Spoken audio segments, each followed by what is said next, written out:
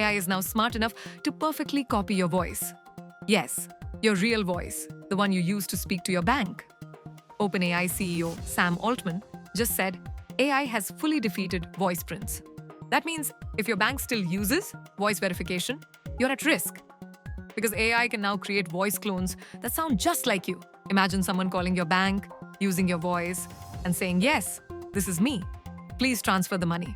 And the bank does it thinking it's really you. Scary, right?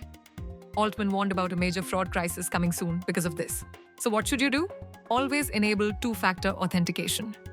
Do not trust calls or messages from unknown numbers, and never share personal information. Always remember, AI is powerful, but your awareness and caution are more powerful. If you found this information helpful, like this video and share it with your friends and family so they can stay safe too.